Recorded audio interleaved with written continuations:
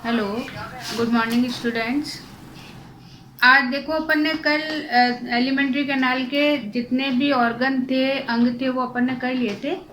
अब देखो इसकी जो आहार नाल है या एलिमेंट्री कैनाल है, इसकी जो भित्ति होती है, वॉल होती है, उस वॉल की आज मैं आपको स्ट्रक्चर बताया।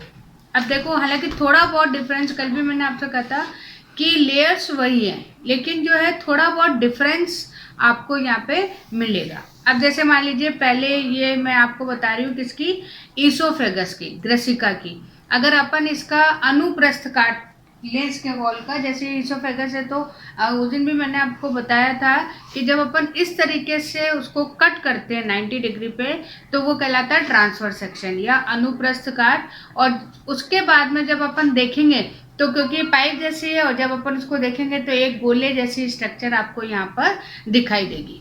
अब इस जो स्ट्रक्चर है, इस स्ट्रक्चर में आपको जो वॉल है उसमें आपको 4 लेयर्स दिखाई दे रही हैं। तो इसमें जो है सिरोसा है सबसे पहले। अब सिरोसा का हिंदी में भी सिरोसा ही है। फिर उसके बाद में बाह्य पेशी स्तर है, जिसे आउटर मस्कुलर लेयर बोलेंगे। फिर उसके बाद में अधः श्लेष्मिका है, जिसे सबम्यूकोसा बोलेंगे। और सबसे अंदर की तरफ है श्लेष्मिका, जिसे हम बोलेंगे म्यूकोसा। तो ये 4 लेयर आपको सब में मिलेगी। हाँ, ये दूसरी बात है कि इनकी जो स्ट्रक्चर है वो आपको अलग अलग यहाँ पर मिलेगी।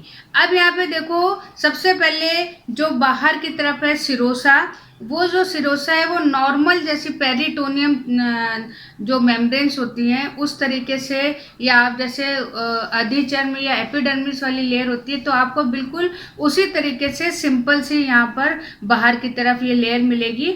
और इसके अंदर आपको जो है थोड़े से फाइबर मिलेंगे कनेक्टिव टिश्यू के।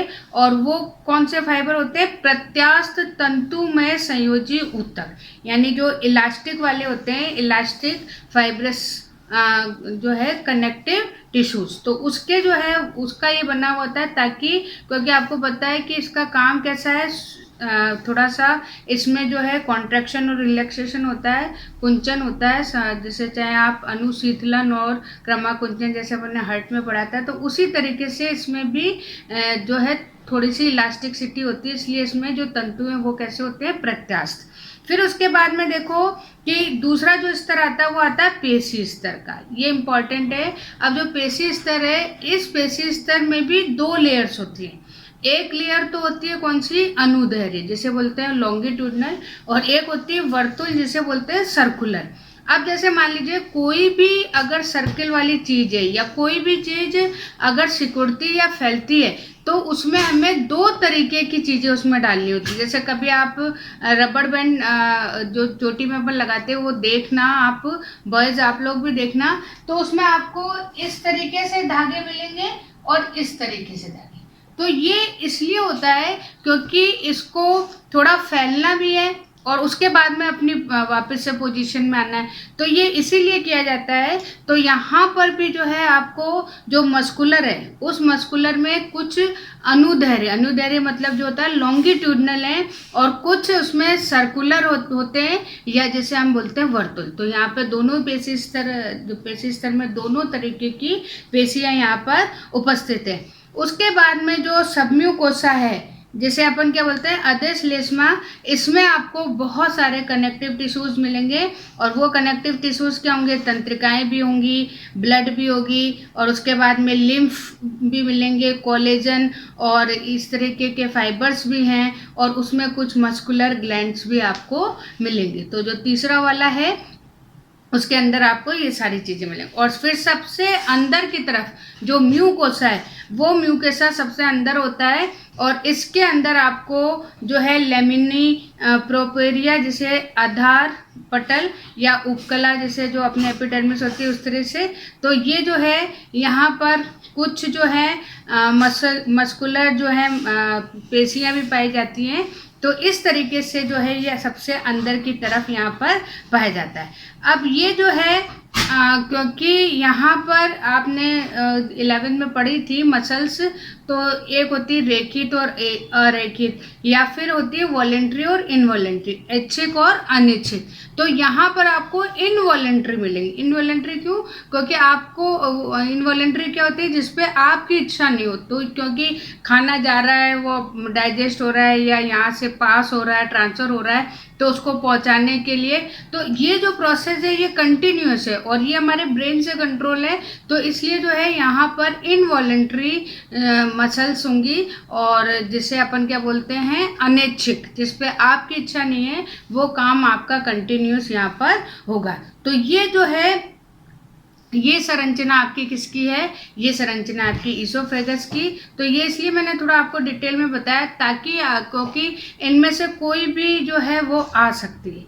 फिर दूसरी अपन यहाँ पर कल अपन ने आमाशय का पढ़ ही लिया था कि आमाशय एक थैली जैसी या बैग लाइक स्ट्रक्चर है, जिसके 3 पार्ट हैं, कार्डियक है, फंडस है और पाइलोरिक है। यानी जठरागम है, फंडस है और जठर निर्गमी है। तो इस तरीके से इसके 3 पार्ट हैं। और अगर हम इसकी भी अगर इंटरनल स्ट्रक्चर देखें, तो यहाँ पर भी आपको जो है यही चारों स्तर जो है यहाँ पर मिलेंगे। और इन स्तरों में जो है आपको विशेष प्रकार की ग्रंथियाँ मिलेंगी, जठरीय ग्रंथि मिलेंगी, और उन जिसे गैस्ट्रिक ग्लैंड्स बोलते हैं, और उनसे जो है गैस्ट्रिक जूस निकलेंगे, जो कि यहाँ पे जो भोजन है, जो खाना है, उसको पचाने का काम करेंगे। उसके अलावा यहाँ पे कुछ कोशिकाएं भी, मैं वापस से आपको कर रही हूँ क्योंकि ये चीज़ें इसमें ज़्यादा इम्पॉर्टेंट हैं और ये आती भी हैं। तो यहाँ पे 2 तरह की कोशिकाएं हैं, एक तो है जाइमोजन और एक है पेप्सिनोजन। तो ठीक है, तो इस तरीके से जो है यहाँ पे ये कोशिकाएं हैं, जिनसे कि यहाँ पे गैस्ट्रिक जूस वगैरह है वो रिलीज यहाँ पर होता है। फिर यहाँ पे देखो, अगर हम वैसे देखें तो यहाँ पर आपको, क्योंकि ये अगर आप वैसे ऑर्गन को देख लो, तो ये ऑर्गन बहुत ज़्यादा जो है सिकुड़ता और फैलता है, क्योंकि बिल्कुल जैसे अपने चक्की होती है उसी तरह से, क्योंकि यहाँ पे खाने को बहुत ज़्यादा जो है तोड़ा जाता है। अभी जब अपन प्रोसेस पढ़ेंगे तब आपको दिखेगा। और यहाँ पर गैस बहुत सारे जूसेस भी हैं, HCl भी है, तो उन सबको मिलाने के लिए इसमें जो है बिल्कुल मशीन की तरह, जैसे अपनी मिक्सर होती है उस तरीके से यहाँ पे काम होता है। तो इसलिए यहाँ पर जो पेशियाँ हैं, चाहे वो अनुदैर्ध्य हो, चाहे वो आपकी वर्तुल हो, वो दोनों पेशियाँ बहुत अच्छी तरीके से यहाँ पर काम करती हैं।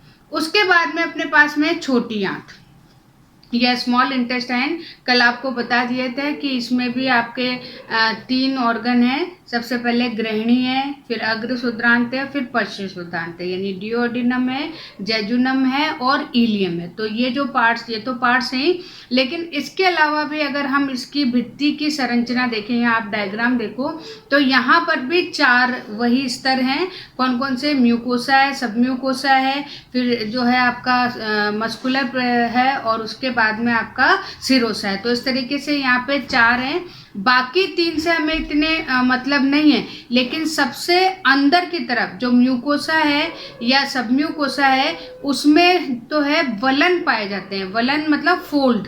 फोल्ड क्या होती है कि जब जैसे कोई चीज़ एक तो आपने लंबी रख ली और एक उसको थोड़ी सी फोल्ड कर दी, तो फोल्ड करने में क्या होती है, एक दूसरे के ऊपर आ जाती है।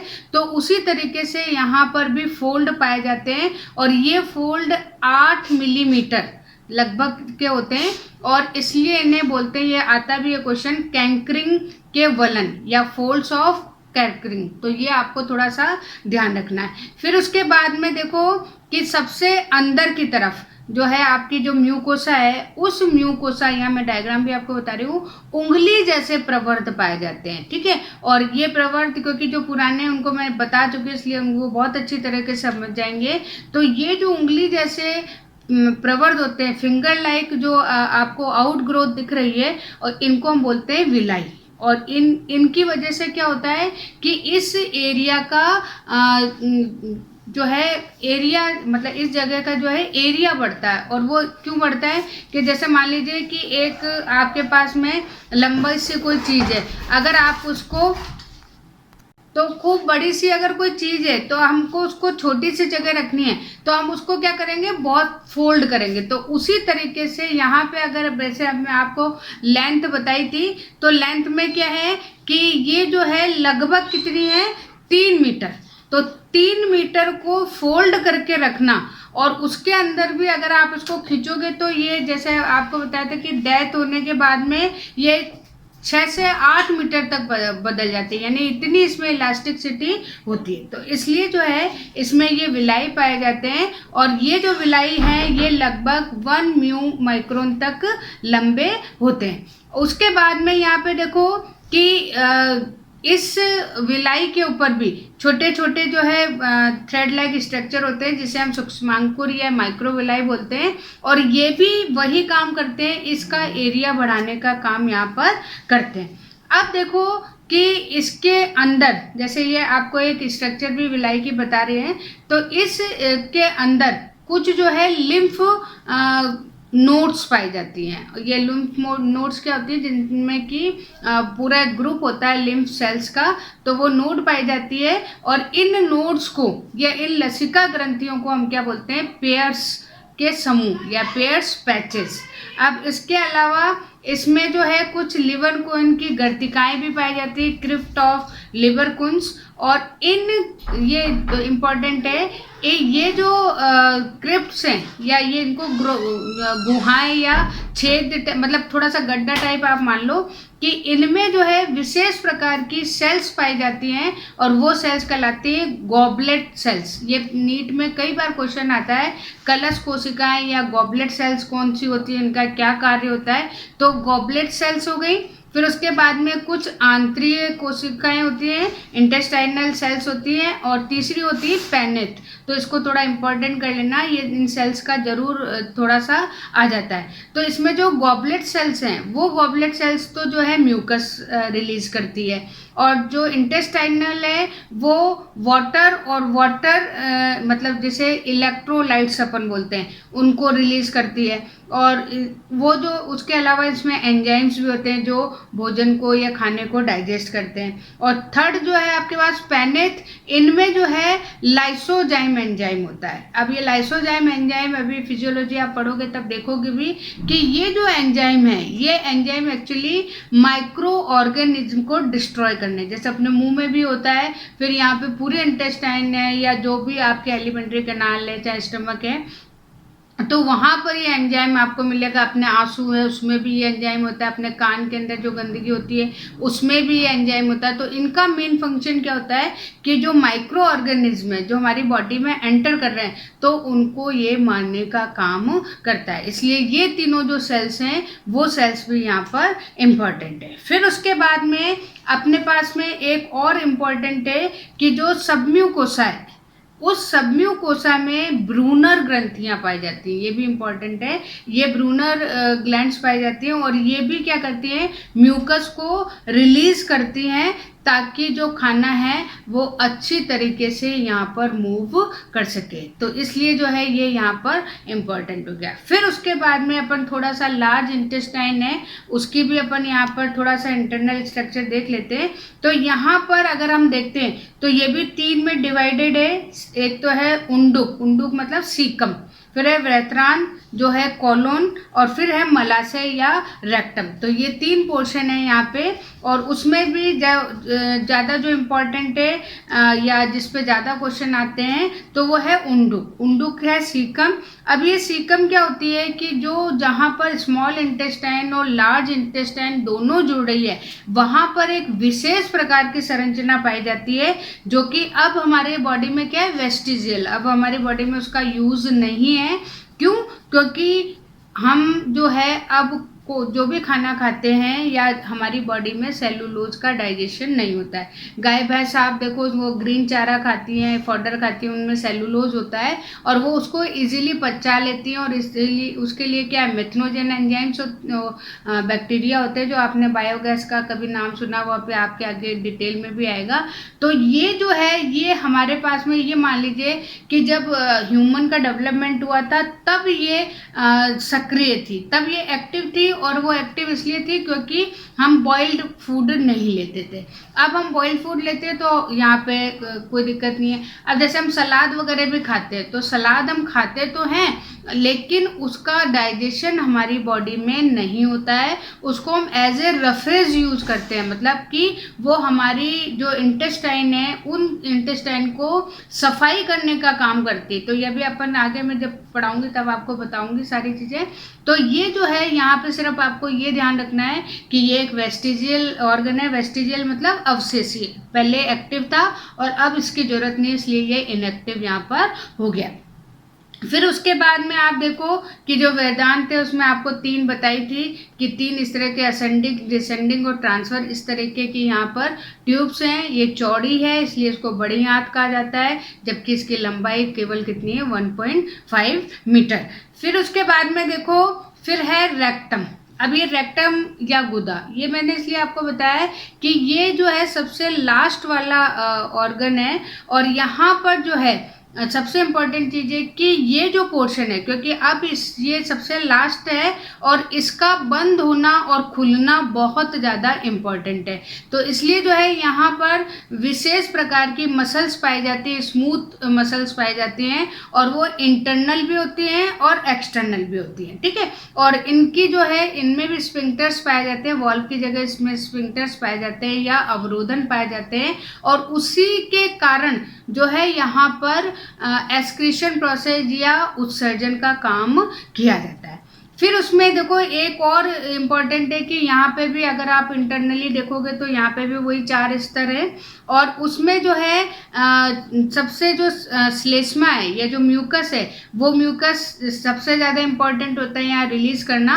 और उसके अलावा यहाँ कार्बोनेट्स है वो भी यहाँ पे रिलीज किए जाते हैं, निकाले जाते हैं।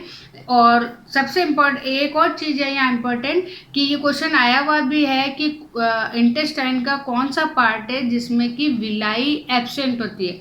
अब चाहे हालांकि जो इसोफेगस है वहाँ पे भी आपको नहीं मिलेगी, लेकिन इसके लिए बहुत इंपॉर्टेंट है क्योंकि ये आंत का भाग है, ये इंटेस्टाइन का भाग है और इंटेस्टाइन में जो है विलाई एक इम्पॉर्टेंट है। चाहे आप स्मॉल है तो वहाँ छोटी है और थोड़ी थोड़ी जो करते जाओगे तो वो लार्ज होती जाएगी, लेकिन रेक्टम में जो है सूक्ष्मांकुर या विलाई एब्सेंट होती है। फिर एक यहाँ पे इम्पॉर्टेंट है और ये अशोक ने पूछा भी था कि टीनी कोलाई क्या होता है। तो टीनी कोलाई क्या होता है कि ये जो गुदा भाग है, ये जो रेक्टम पार्ट है, इस पे अनुप्रस्थ पट्टियां पाई जाती हैं, 3 पट्टियां यहाँ पाई जाती हैं और ये जो पट्टियां हैं इन्हीं पट्टियों को अपन क्या बोलते हैं टीन्यूकोलाई। और इन पट्टियों के बीच में जैसे मान लीजिए कि कोई चीज़ है, जैसे मान लीजिए गुब्बारा है, उस गुब्बारे को आप 3 जगह से बांध रहे हो तो जहाँ से आप उस पर पट्टी लगा रहे हो बाकी जो पोर्शन है वो उभर जाएगा। तो ये जो उभरा हुआ भाग है उस भाग को हम क्या बोलते हैं चूसकांग या होस्टोरिया। और इसके अंदर भी जो है सिम्बायोटिक बैक्टीरिया या सहजीवी बैक्टीरिया पाए जाते हैं जो कि हमारे डाइजेशन में या एक्सक्रीशन में सहायक होते हैं। तो ये जो है आज मैंने आपको थोड़ी सी इसकी इंटरनल स्ट्रक्चर करा दी है और ये मैंने एक्स्ट्रा इसलिए आज आपको कराया ताकि इनमें कुछ जो जैसे जब अपन पढ़ते हैं आगे अभी फिजियोलॉजी पढ़ेंगे तो वहाँ पे आपको सारी चीज़ें आएगी। तो ये यहाँ पे आपका कंप्लीट हो गया। Okay, thank you.